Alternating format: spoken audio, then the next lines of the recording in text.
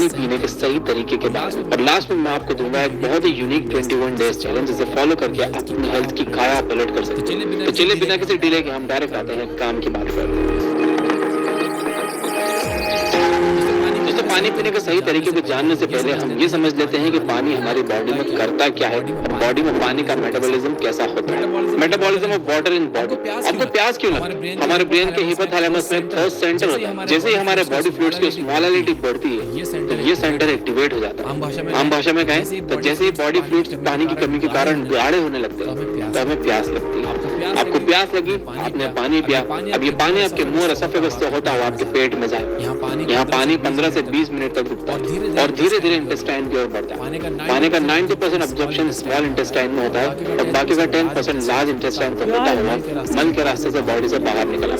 Small intestine में absorb हुआ पानी ब्लड में मिक्स होकर बॉडी के बाकी हिस्सों में डिस्ट्रीब्यूट होता है। बॉडी सेल्स में पहुंचकर वो कई इंपॉर्टेंट मेटाबॉलिक रिएक्शंस में पार्टिसिपेट करता है, जैसे टेम्परेचर रेगुलेशन, एनर्जी प्रोडक्शन और वेस्ट एलिमिनेशन। इसी के साथ वो सेल्स का ऑस्मोटिक प्रेशर भी मेंटेन करता है, जिसके कारण सेल्स एक पर्टिकुलर शेप में रहते हैं।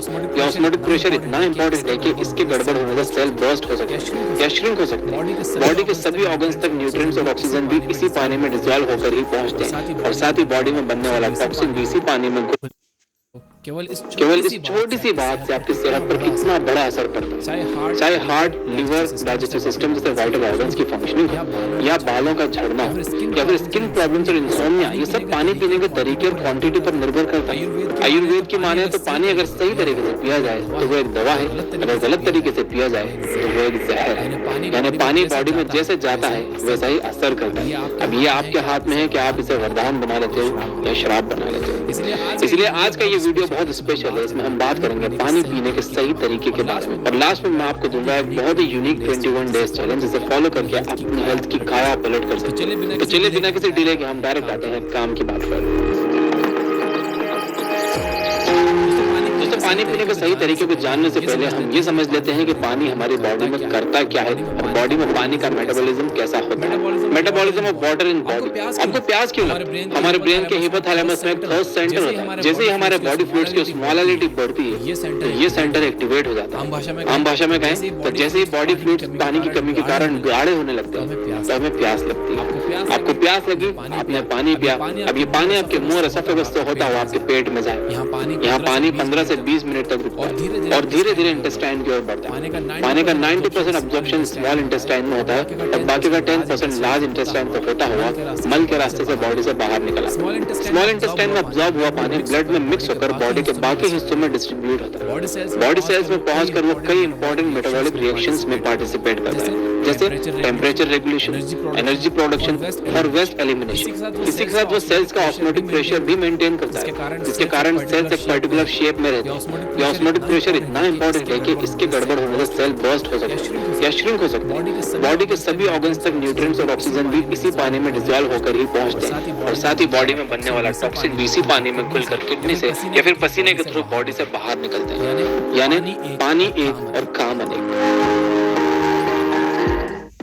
पानी के बारे में इतना कुछ जानने के बाद अब शायद आप समझ गए होंगे कि पानी को सही तरीके से पीना कितना जरूरी है। तो ये जानते हैं इस तरीके के बारे में। इसे आसान बनाने के लिए मैंने 4 पार्ट्स में डिवाइड किया। पानी कितना पिए, कैसे पिए, कब पिए और किस तरह पिए। आते हैं पानी कितना पिए पे। ये तो आपकी वाटर रिक्वायरमेंट, आपकी लाइफस्टाइल, आपके आसपास का मौसम, आपकी उम्र और आपकी डाइट जैसे कई फैक्टर्स पर डिपेंड करती है। बट ऑन एन एवरेज एक मॉडरेटली एक्टिव मैन को दिन में 3 से 4 लीटर पानी पीना जरूरी है।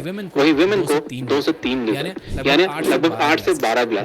बेसिकली अपनी वाटर रिक्वायरमेंट का अंदाजा लगाने के लिए एक सीधा सा फंडा है। हमारी बॉडी से पानी 3 तरीकों से बाहर जाता है, यूरिन, पसीना और मल। इन तीनों में से किसी भी सोर्स से पानी की आउटगोइंग बढ़ गई है तो डिहाइड्रेशन से बचने के लिए इनकमिंग भी आपको बढ़ानी है। जैसे अगर आप ज्यादा वर्कआउट करते हो या मौसम गर्म है और आपको ज्यादा पसीना आ रहा है या फिर आपको बार बार पेशाब आ रहा है या फिर डायरिया की प्रॉब्लम, तो ये हुई रिक्वायरमेंट की बात। अब बात करते हैं कि अगर आपने रिक्वायरमेंट से कम या ज्यादा पानी पिया तो क्या होगा। अगर आपने रिक्वायरमेंट से कम पानी पिया तो आप डिहाइड्रेट हो सकते हैं। इसका असर आपको शायद एकदम से ना दिखे, लेकिन धीरे धीरे इससे आपको ड्राई स्किन, किडनी या ब्लैडर में स्टोन्स, कॉन्स्टिपेशन डिहाइड्रेशन, गैस और थकान जैसी कई प्रॉब्लम्स हो सकती हैं।